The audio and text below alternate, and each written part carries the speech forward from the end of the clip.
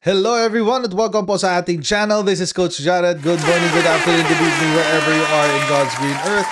At maraming pong salamat sa inyo pong patuloy na pagsuporta sa ating channel. Huwag niyo kalimutan na mag-subscribe.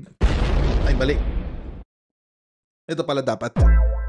Huwag niyo kalimutan mag-subscribe sa ating pong Coach Jared live YouTube channel.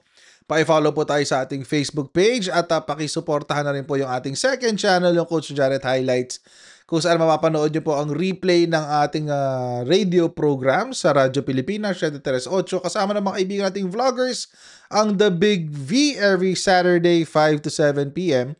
sa Radyo Pilipinas nga, sa Channel 3 sa TV Plus at Channel 45 to 49 sa GMA Affordabox.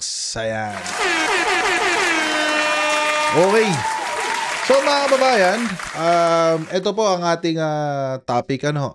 Alam naman ho natin mga kababayan na si Zaldico nasa abroad. Siya daw ay may sakit sa puso. May sakit daw siya sa puso. Mga kababayan. Oo. At mukhang kailangan daw niyang magpagamot sa Amerika. Dahil pera yan. Dahil pera yan, mahal-mahal magpagamot sa Amerika eh. Di ba? But, well, mukhang marami naman talaga siyang pera kasi mukhang marami-rami ang kanyang nakulimbat sa insertions.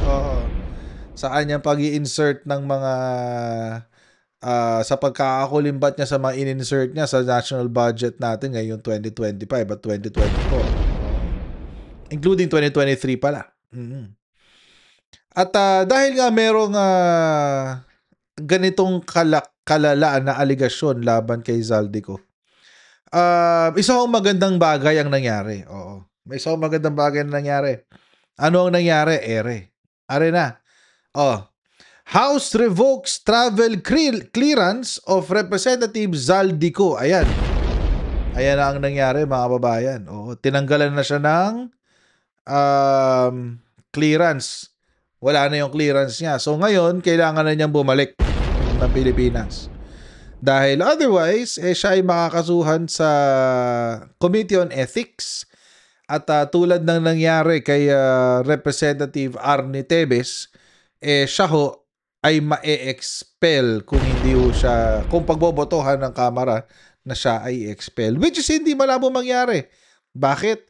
Kasi siya ho ang itinuturo ng karamihan ng mga tao dito sa flood control scam. Hindi lang ho si hindi lang ho si Diskaya ang nagturo sa kanya. Actually, pangit pa nga yung pagkakaturo ni Diskaya kasi binawi. Ang tao dito, he is allegedly Zaldico ay allegedly nag-insert ng napakaraming pera sa unprogrammed funds at ito ay may intensyon siya na nakawin. So tinanggalan na siya ng travel clearance ng bagong House Speaker na si Bogie D. Na si Bogie D. Ayan. Travel clearance revoked, sabi. House Speaker Faustino D. has formally revoked the travel clearance of a Bicol Party List Representative Zaldico and ordered him to return to the Philippines within 10 days. Ayan na. 10 days lang. So dapat sa 28, andito na siya mga kababayan. In a letter dated September 28, D informed Ko that your existing travel clearance for your personal trip is hereby revoked effective immediately. This revocation is issued in the paramount interest of the public and due to the existence of pressing national matters requiring your physical presence. Ayan. Tapos kailangan immediate and strict compliance is expected. Dapat sumunod siya.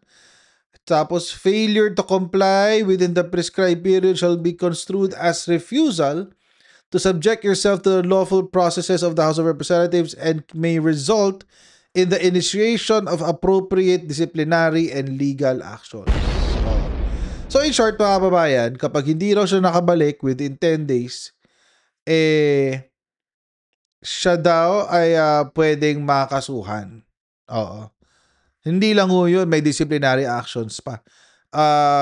It can range from a censure to suspension to expulsion. Oo, depende ho yan sa pagbobotohan ng komite.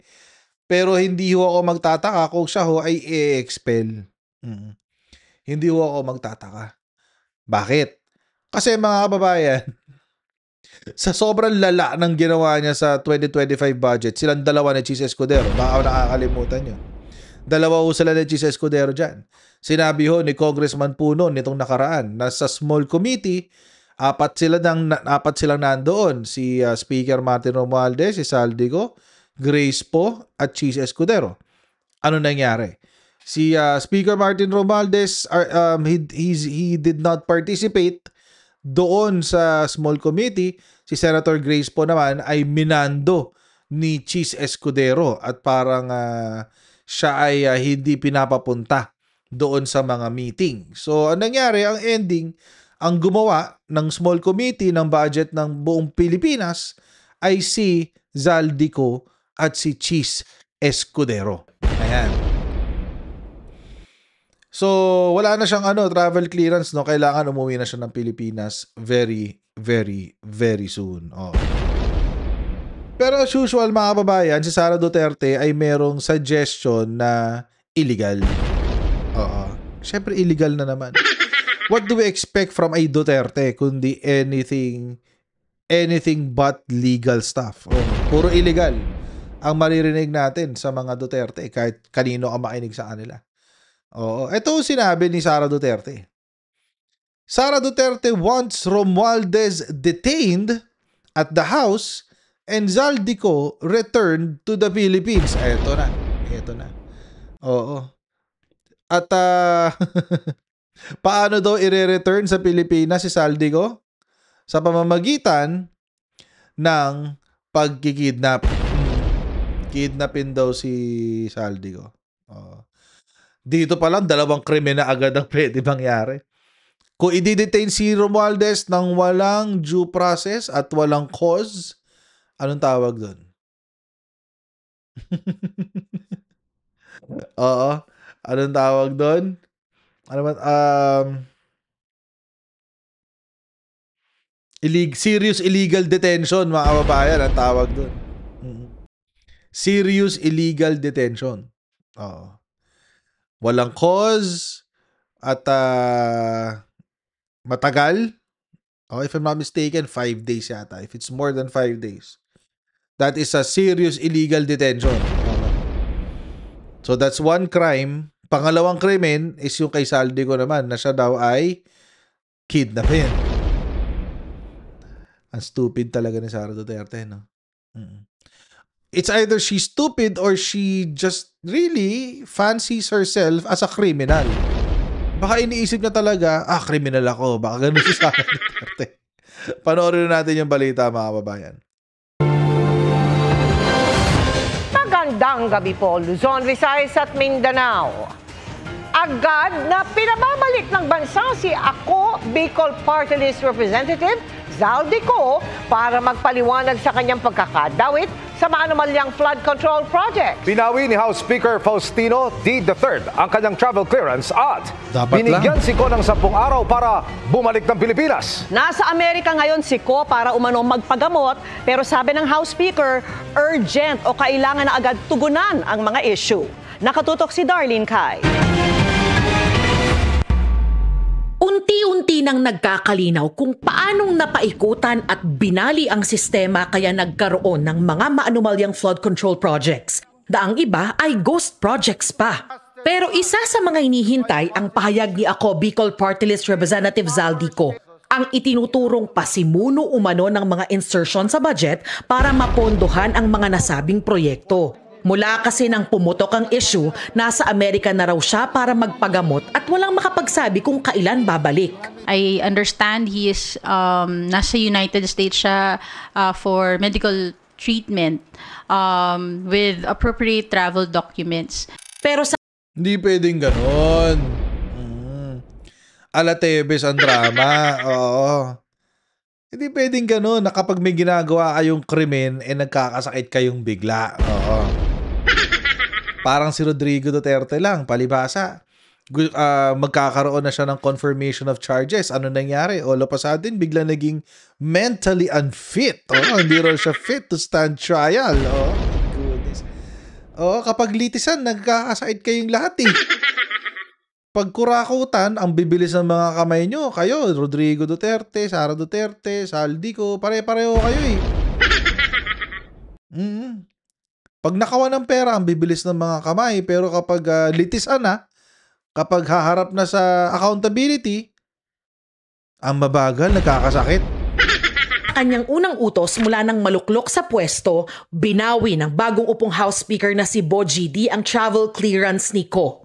Inisyu ni D ang Notice of Revocation of Travel Clearance na may petsang September 18, 2025 na agarang nagpapawalang bisa sa travel clearance ng Ako Bicol Party List Representative. Naayon daw ito sa interes ng publiko at dahil sa mga importanteng isyu ng bansa na nangangailangan ng kanyang physical presence o personal na pagdalo sa Kongreso. At dahil urgent o kailangan na agad tugunan ng mga isyu, binigyan si Ko ng 10 araw para bumalik sa Pilipinas.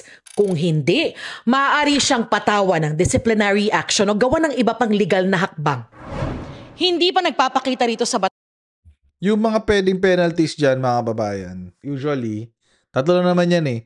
Either censure yung parang admonition yan eh, yung pinapagalitan ka ng kamera. Kung hindi censure or kung hindi censure, suspension. So it's within a set parameter, no? So may usually 1 month, 2 months, depende yan. Ang pinakamalala is yung expulsion. So yan na yung tatanggalin ka bilang representante ng kamara.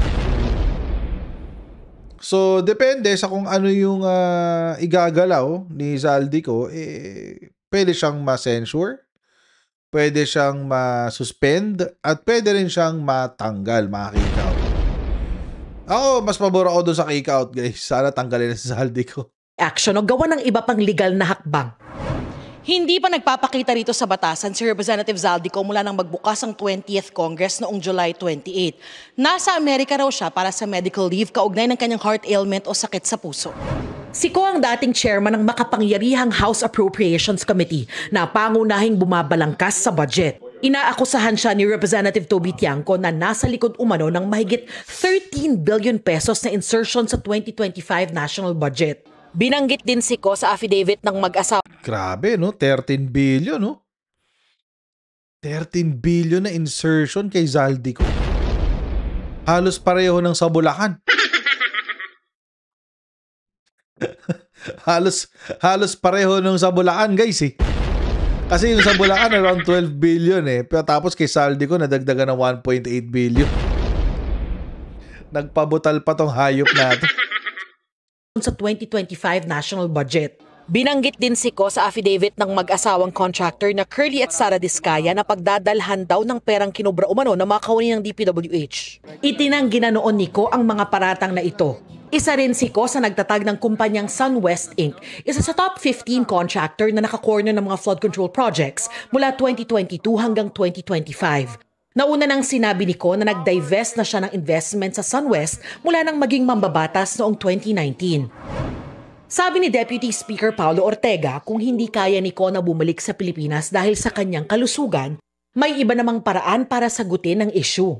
He can answer and he can make a statement via social media, Zoom, or a statement. Then if he's well enough and he can travel back, then I think he should travel back and just face the harapin niya to. Pero para kay Akbayan Party List Representative Percy Sendanya, nararapat lang na pauwiin si Ko. Sa akin lang, naman niya mahalaga na dapat disagree ginagawa natin yung trabaho na una, binoto tayo, at pangalawa, pinapasweldo tayo. Patuloy na hinihinga ng GMA Integrated News ng pahayagang kampo ni Representative Zaldico. Para sa GMA Integrated News, Darlene Kai, nakatutok 24 oras. Eto na mga babayan. Eto na yung sinasabi ko na si Sara Duterte tinuruan ang sambayan ng Pilipino na gumawa ng krimen. Baliw talaga tong pamilya na to eh. Nalagan ng Malacanang ang mga bagong puna ni Vice President Sara Duterte. Kabilang dyan kung bakit hindi magawang dukutin na lang ng opisina ng Pangulo si Congressman Zaldico para ibalik sa bansa. At kung bakit hindi magawang ipakulong sa Kamara si Congressman Martin Romualdez. Nakatutok si Ivan Mayrina. Sige. Sa pag-usad ng mga investigasyon sa mga nabisong palpak na flood control projects na pinagkakitaan lamang umano, puna ni Vice President Sara Duterte. Bakit kayo lang kumilos si Pangulong Bongbong Marcos gayong nung isang taon pa niya umano sinabing may nangyayaring hokus-pokus sa budget? Kinwestiyon din niya. Nung isang taon? Sara Duterte, sinungaling ka. Nag-resign ka last year. Oo, nag-resign ka ng June 2024. Ano sinabi mo sa presidente? Sinungaling ka talaga, Sara. Ang sinseridad ng Malacanang sa paghabol sa mga nasa likod ng anomalya. Partikular niyang binanggit na nag-resign na si House Speaker na si Representative Martin Romualdez at Representative Zaldico na itinuturong isa sa mga nasa likod ng pagsingit sa budget para mapondohan ang mga kinukwestiyon ngayong flood control projects. Kasi tinuro na, pinangalanan na, hindi lang ako ang nagsabi, Zaldico at Martin Romualdez. Sasagutin natin yon mga kababayan, ha? Yung pinangalanan, yung taong nagpangalan kay Zaldico at kay Martin Romualdez, binawi rin yung kanilang sinabi. Sino ba yung nagsabi nun? Di ba si Curly Discaya?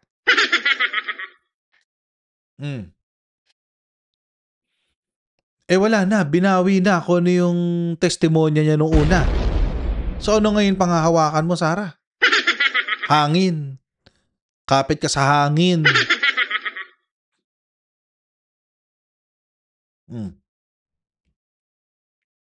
Wala, napakalo ng kwenta na ito eh. Tuloy natin. Si Zaldico, hinayaan nilang umalis ng bansa. Si Martin Romualdez, hinayaan nilang mag-resign. Nag-resign naman na, so tapos na ang usapan. Alam mo, bobo mo talaga, Sara. Legit. Alam nyo, mga kababayan, hindi ka kasi pwedeng isyuhan ng whole departure order kung walang kaso. Oo. Hindi ka pwedeng isyuhan ng whole departure order nang walang kaso. Ngayon, sasabihin ng mga DDS, syempre, sinabi na nga ni Sara last year ba't hindi pa kinasuhan last year?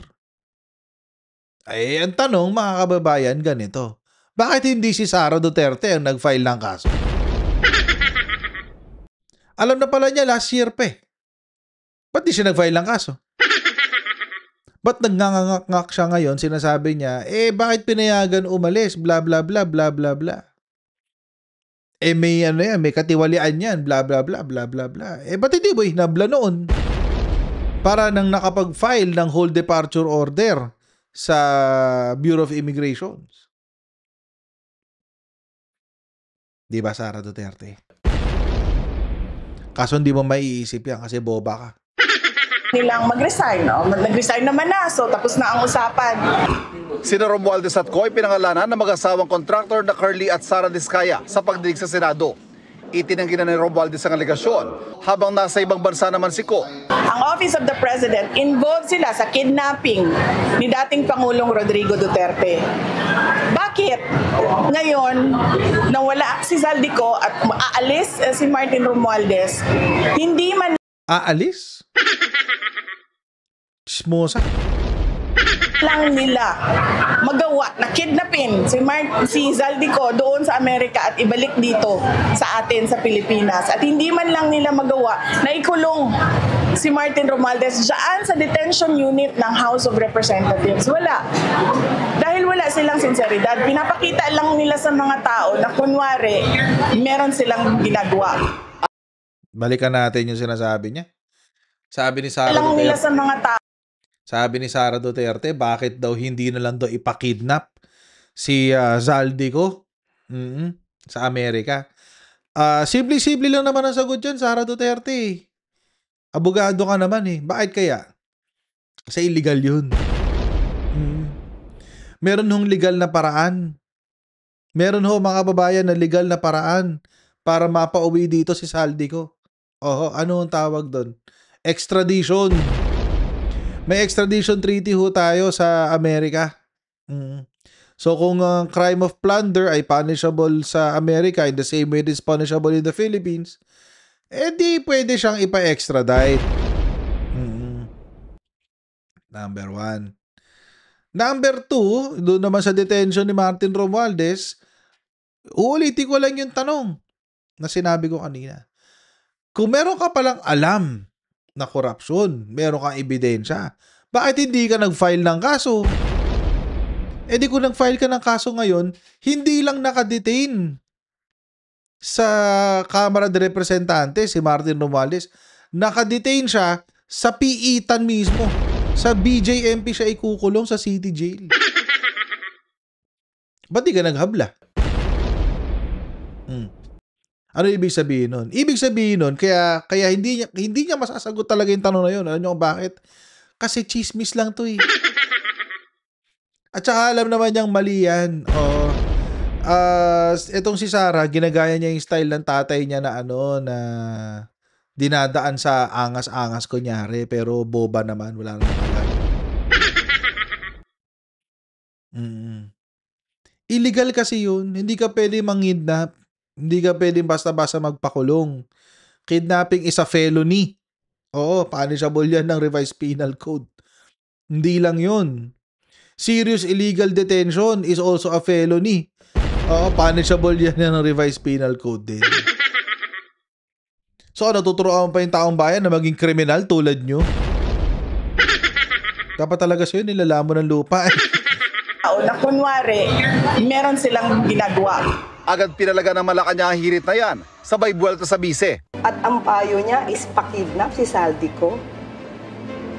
Another thing, it's illegal. So, Correct. ganun ba magbibigay ng suggestion ang isang vice-presidente gumawa ng illegal? Delikado yan. Di ba niya natandaan na mas madalas di siya magbiyahe at hinahayaan siya ng Office of the President kahit meron din nakabinbi na issue tungkol sa korupsyon na parte ng articles of impeachment. So, anong pagkakaiba nun? Sa kanya, meron ng issues. Kay Saldico, iimbestigahan pa lang.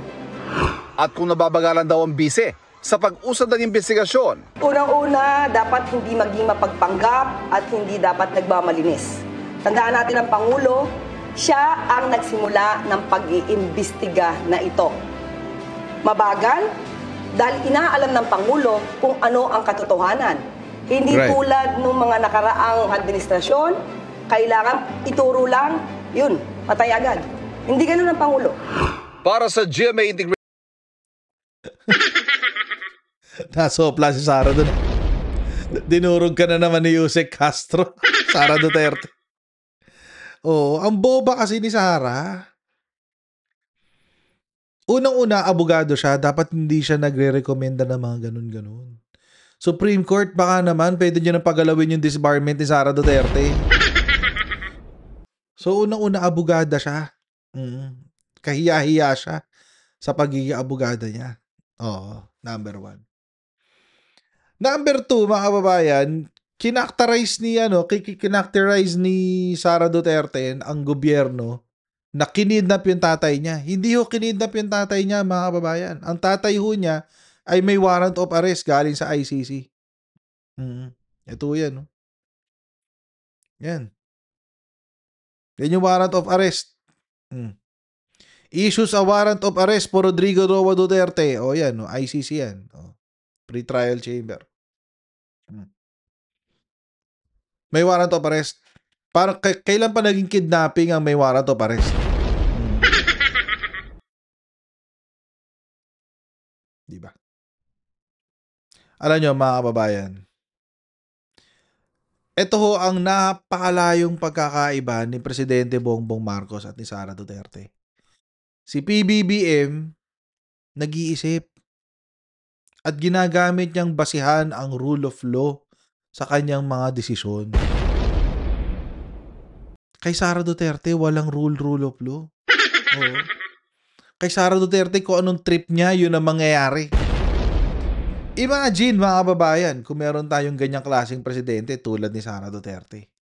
Buti na lang, mabait si PBBM. At hindi siya tulad ni Digong, hindi siya katulad ni Sara, nawawalang yain tayo for sure.